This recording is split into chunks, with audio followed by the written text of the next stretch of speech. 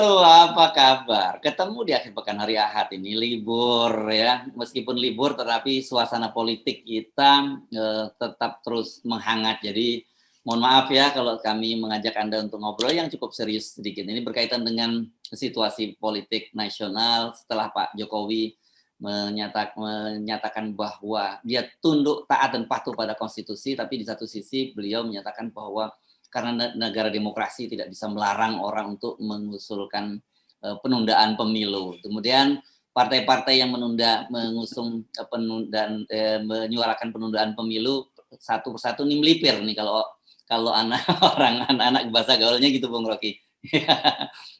PKB yang lucu mendorong bahwa para tokoh-tokoh nasional itu dalam hal ini DPD, MPR, DPR, dan Jokowi untuk bertemu dan memastikan bahwa pemilu itu dilaksanakan 14 Februari 2024. Sementara Muhaimin dengan santainya dia menyatakan bahwa ya kalau nggak jadi juga nggak apa-apa, kata dia kan nggak jadi penundaan. Golkar juga menyatakan kan cuma menampung aspirasi, bukan mendorong penundaan pemilu. Ini jadi seru nih, Bung Rocky. Ya, ini ucapan presiden mendua tuh. Dia mau bilang bahwa ya udah saya akan terima, tapi dia juga berharap ada jalan lain. Sebab satu-satunya jalan untuk membuat presiden tenang adalah cari jaminan bahwa dia tidak akan dilengsarkan, cari jaminan bahwa pengganti dia akan menjaga dia, cari jaminan bahwa dia punya waktu lagi untuk konsolidasi itu. Nah, semua jaminan itu kelihatannya makin lama makin kurang. Jadi presiden juga kalau kita hubungkan ucapan presiden, ya dalam demokrasi apa aja boleh diucapkan, itu boleh dibahas. Nah, kalau mak-mak TNI membahas ibu kota kenapa dilarang? Kan begini kan, itu juga demokrasi di dalam keluarga bahkan. Ini terlihat presiden makin lama makin mendekati apa yang disebut oleh peneliti Australia itu man of contradiction tuh. Tapi kontradiksi-kontradiksi ini justru jadi umpan bagi partai-partai yang tadinya sebelumnya masih bisa diatur presiden. Sekarang partai-partai itu kayak free will gitu. Jadi roda bebas saja, jadi roda gila tuh. Akhirnya kita lihat bagaimana Cak Imin mulai nantang-nantang presiden juga kan. Golkar akhirnya mulai kasih sinyal juga tuh. Jadi sebetulnya presiden bikin jebakannya dia sendiri tuh. Lain kalau dia dari awal mengatakan apapun yang terjadi, saya akan hukum partai-partai itu karena melanggar prinsip yang udah kita sepakati bersama tuh. Kan itu intinya kan, bukan dengan bilang ya demokrasi bebas. Itu artinya dia takut pada ancaman balik partai-partai kan. Jadi sebetulnya kalau dia bilang saya presiden dan saya udah utus menteri pemerintah melalui menteri dalam negeri dan udah ketemu DPR yang adalah kalian partai-partai, juga dengan KPU yang adalah lembaga resmi penyelenggara pemilu, kan kita udah putuskan, ngapain kalian masih ngoceh-ngoceh? Ya, teguran itu mesti sekeras itu, bukan justru dia mendua, tapi silahkan kalau masih ada wacana. Ya wacananya sih nggak ada soal, tapi ini soal ketetapan hati presiden, mau nunda apa enggak, dia belum sebut juga itu. Jadi di situ kita baca, kalau saya jadi psikolog, itu artinya presiden mengalami gejala yang disebut bifurkasi, itu mendua di ujungnya tuh, bifurkasi tuh. Bercabang. Ya. Jadi saya sih maksudnya gini, kita akan mengamati pergantian kepemimpinan pemerintahan di sini mulai dari Soeharto bahkan gitu ya, sampai kemudian kalau kita baca sejarah juga mulai dari Bung Karno, kemudian semuanya presiden itu situasi semacam ini memang menjelang akhir masa jabatan ini, apalagi kalau dengan banyak beban-beban politik di belakangnya, itu memang situasi yang membuat galau ya siapapun ya. Dan ini kan ada semacam apa ya, perasaan uncertainty gitu kan ya, yang nggak menentu apa yang akan terjadi setelah dia mundur kan gitu. Itu sebetulnya istilah benarnya itu, the uncertainties dari kelanjutan. Dan memang dalam sejarah selalu nggak mungkin presiden di periode kedua itu masih dapat dukungan sepenuh-penuhnya dari koalisinya.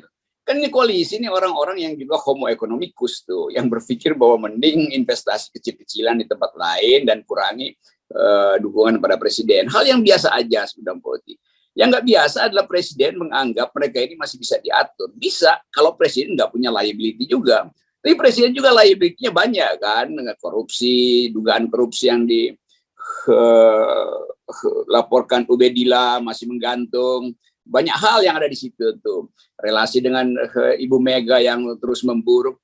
Jadi partai-partai ini yang tadinya berkoalisi ngintip juga keretakan di dalam psikologi presiden minimal itu, bahwa mereka lihat wah pas itu presiden udah mulai jadi sitting duck atau lame duck nih.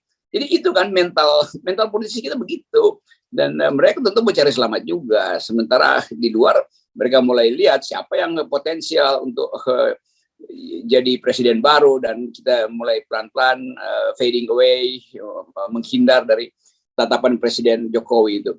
Nah, tiba-tiba survei menunjukkan bahwa angka Andika makin lama makin naik tuh. Dari 3%, mungkin sekarang udah 5%, 7%. Ini bukan sesuatu yang diatur-atur. Memang begitu keadaannya tuh. Jadi Pak Andika sekarang rising star juga akhirnya, dan itu yang menimbulkan banyak WA group diam-diam untuk menunjukkan bahwa ada seseorang yang pada akhirnya akan muncul karena keadaan politik yang memburuk tuh. Apalagi kalau terjadi eskalasi luar negeri, politik luar negeri kita terancam karena perkembangan politik dunia, maka publik akan mencari siapa sebetulnya yang bisa memberi rasa aman sementara. Nah, Panglima TNI selalu ada di depan. Jadi soal-soal beginian yang membuat Presiden akhirnya melihat, wah dia bukan lagi center of interest tuh. Ada center baru yang muncul, ada bahkan Erick Thohir udah habis-habisan untuk memompa elektabilitasnya supaya langsung bisa dilirik, lepas dari permainan surveyor itu. Jadi kita balik lagi pada psikologi Presiden Jokowi yang sebetulnya mulai ditinggalkan baik oleh partai pendukung yang memang sering tidak setia karena koalisinya dipaksakan, dan oligarki ekonomi yang juga mulai merasa bahwa lebih penting kita beternak kekuasaan baru daripada hidup di dalam ketidakpastian tadi, uncertainties dari kepemimpinan Presiden Jokowi. Kira-kira begitu. Ini sekali lagi adalah analisa akhir pekan. Oke, karena namanya analisa akhir pekan tadi, karena menyinggung soal Jenderal Andika, saya sendiri tidak terlampau memperhatikan gitu, karena tapi kemudian banyak sekali saya juga membaca di WhatsApp group berkaitan dengan ketidakhadiran Panglima TNI pada waktu rapim pimpinan TNI Polri, yang pada waktu itu yang Pak Jokowi yang Anda sebut tadi itu bicara soal WA groups-nya TNI Polri dan emak-emak tadi. Dan di situ kan Presiden Jokowi sendiri yang mengumumkan bahwa Pak Andika terkena COVID gitu.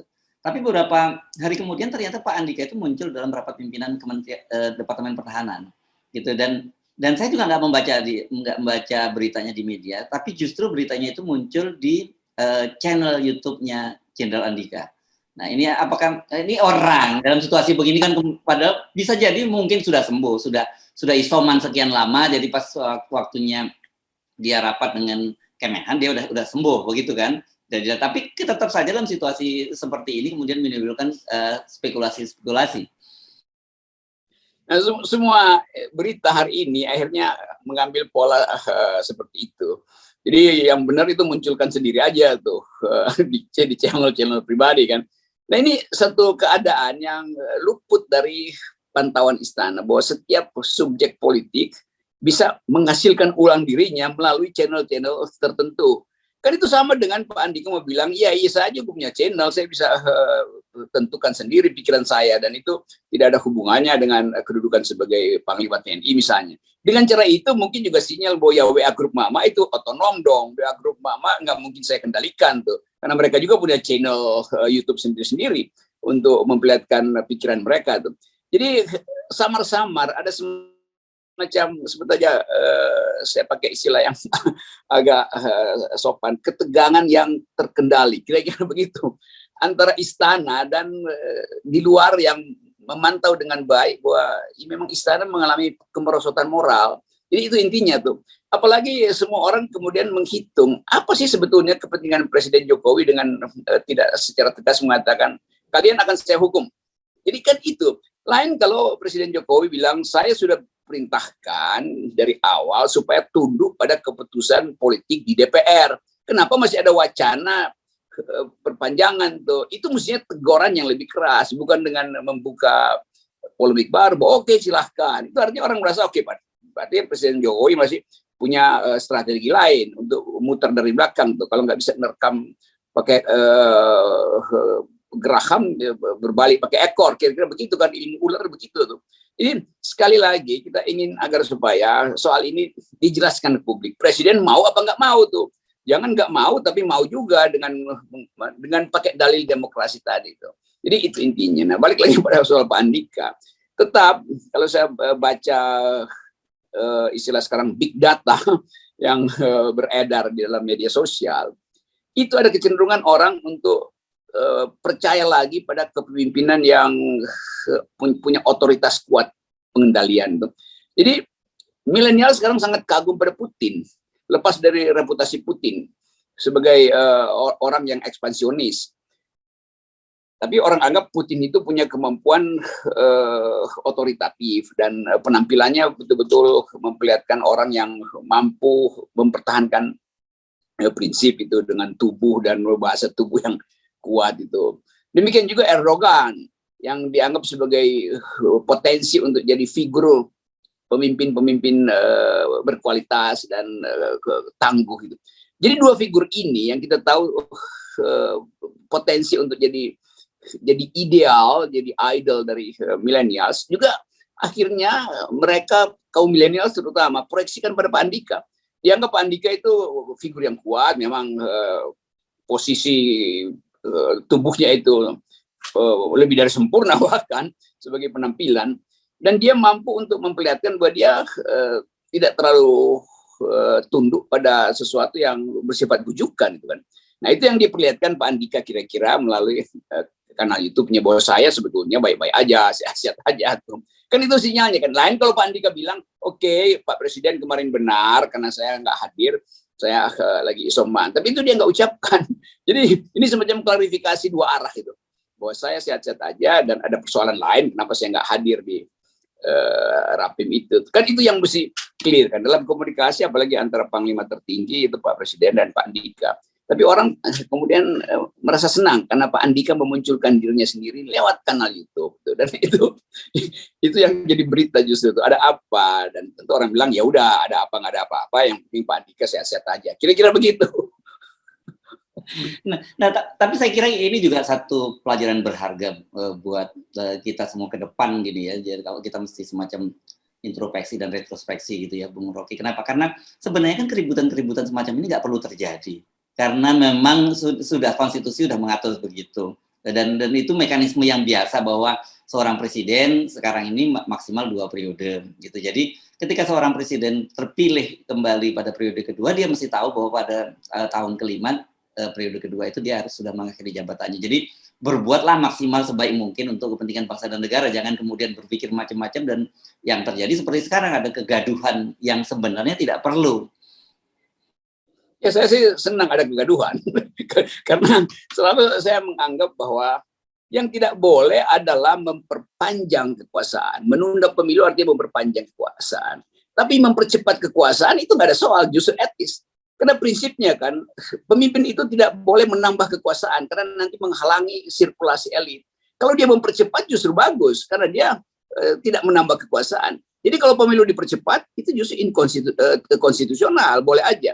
Yang tidak boleh memang menambah, karena kekuasaan itu cenderung makin ganas, makin keruh kalau ditambah. Jadi kalau dipercepat justru dia masuk akal. Nah karena itu saya senang ada ribut-ribut ini sehingga orang bisa berbalik untuk berpikir ya percepat aja kan. Kalau percepat itu kan nggak ada etika yang dilarang. Justru etika dari kekuasaan adalah semakin dipercepat sirkulasi elit, semakin terbuka kemungkinan kompetisi lebih bebas gitu. Jadi itu logikanya tuh. Walaupun nanti hukum HTN akan bilang, ini saudara Rocky dan FNN sama juga. Ya enggak lain. Kalau kita lihat dari definisi kekuasaan, yaitu power tends to corrupt dan akan korup sempurna kalau diperpanjang. Karena itu hilangkan ide perpanjangan. Lebih baik ide percepatan. Sekali lagi ini adalah analisa akhir pekan. Ya. Dan percepatan itu saya kira di negara-negara demokrasi biasa ya. Ketika seorang pemimpin dia bisa gagal mengundurkan diri atau melanggar etika moral publik, dia mundur gitu kan. Itu banyak contoh. Bahkan dalam tradisi Jepang itu jauh lebih keras lagi ya tradisi semacam itu ya, ketika dia menghukum dirinya sendiri karena gagal. Ya itu, jadi memang itu intinya. Kalau kita rumuskan dalil etikanya, sebaiknya percepat perubahan untuk dirinya sendiri itu. Artinya turun lebih cepat. Itu bagi dirinya sendiri supaya dia jadi bagus. Kalau mau memperpanjang masa jabatan bukan buat dia, buat orang lain di depan. Jadi jangan usulkan sesuatu untuk kepentingan dia. Kalau kepentingan ke depan, oke, kita berpikir untuk 3 periode. Iya, tapi ke depan, bukan buat dia tuh. Sama itu prinsipnya. Jadi jangan ikat sesuatu untuk kepentingan dia hari ini tuh. Jadi itu etikanya. Jadi kalau misalnya DPR berpikir untuk pemilu kita dibikin 6 tahun, 7 tahun aja, tapi 1 periode tuh. Ya boleh, tapi bukan untuk yang sekarang, untuk yang ke depan itu. Begitu. Jadi etiknya begitu, dan itu Pak Jokowi kadang-kala nggak paham itu. Bukan karena sekedar dia nggak paham, dan lingkungan di sekitarnya juga nggak ngajarin dia. Kenapa? Karena sama-sama nggak ngerti konsep kan. Nah, dan kemudian juga jangan salahkan publik ketika kemudian sekarang ini muncul sikap semakin tidak percaya pada apa yang disampaikan oleh Pak Jokowi, dan itu banyak disuarakan oleh para tokoh. Dan sekarang ini kalau Anda amati di media sosial muncul lagi pidato ketika Pak Jokowi kampanye Pilkada DKI Jakarta waktu itu bersama Ahok gitu. Saya lihat tadi di Facebook muncul gitu. Di situ memang jelas Pak Jokowi menyatakan, ada yang menyatakan bahwa kalau saya nanti terpilih menjadi gubernur DKI, saya tidak akan menyelesaikan masa jabatan ini di tengah jalan, karena mungkin maksudnya berkaitan dengan Pilpres. Tapi saya bersama Pak Basuki Cahaya kira-kira bahasanya begitu, dia memastikan bahwa akan menjabat gubernur DKI selama 5 tahun. Itu pernyataan Pak. Jadi sekarang publik memunculkan lagi yang hal semacam ini gitu. Jadi ya jangan disalahkan, karena memang itu dokumen yang ada gitu. Beda dengan serangan umum Maret dulu, mungkin dokumennya nggak sebanyak yang itu gitu. Ya, saya senang karena akhirnya perkataan Pak Jokowi di masa lalu itu disuarakan kembali. Dan kalau bisa disuarakan pakai toa yang sekencang-kencangnya tuh, supaya orang tahu. Jadi jangan lagi nanti datang punakawan istana. Enggak begitu maksudnya, udah ngomong apapun, tapi toanya udah bunyi. Wah, orang tidak lagi percaya pada apa yang diucapkan secara jujur oleh Presiden pada waktu itu. Dan ketidakjujuran itu comply dengan keadaan sekarang. Bahwa beliau tetap mendua dalam soal penundaan itu. Jadi nunggu celah kecil lah, kemudian diakalin lagi itu. Jadi itu intinya tuh. Kenapa? Karena masih ada elit yang merasa perlu menumpang lagi pada kapal yang sedang karam ini. Oke, terima kasih Bung Rocky. Akhir pekan, jangan terlalu serius banget. Salam 0%. Nah, itu dia yang paling serius tuh, 0%. Ya. Oke, harus benar point of view.